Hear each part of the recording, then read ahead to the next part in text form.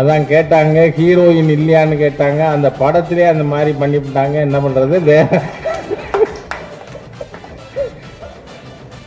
அடுத்த படத்துல பார்ப்போம் அப்படின்னு சொல்லி இந்த கருத்து. ஏன்னா ஏற்கனவே நாம திருப்பரங்குன்றம் விஷயம் விஸ்தாரமா போக விரும்பல. 1931 பிரிவி கவுன்சிலார் தீர்ப்பளிக்கப்பட்ட விஷயம்.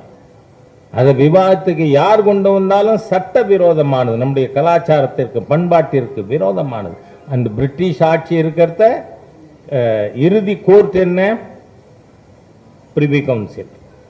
நீங்க உங்களுக்கு ஒரே ஒரு விஷயத்தை சொல்லிட்டு நான் என்னுடைய இந்த பாராட்டுரையை நிறுத்திக்கலான்னு நினைக்கிறேன், முடிவு செய்யலான்னு. நான் லா காலேஜில் படிக்கும்பொழுது பாரதிதாசன் யூனிவர்சிட்டி திருச்சி லா காலேஜில் படிக்கிறத அதனுடைய முதல்வராக இருந்த திரு சுந்தரராஜன் அவர்கள், அவர் இப்போவும் அண்ணா நகரில் குடியிருக்கார், இப்போ பாரதிய ஜனதா கட்சியில் உறுப்பினராக இருக்கார். அவர் முதல் கிளாஸில்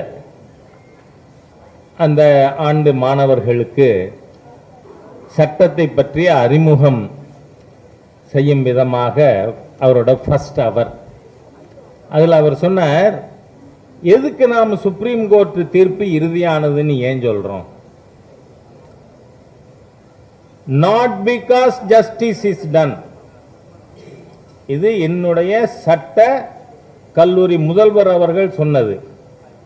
நாம ஏன் சுப்ரீம் கோர்ட் தீர்ப்பு இறுதின்னு சொல்றோம்னா, not because justice is rendered, but somewhere the dispute has to stop.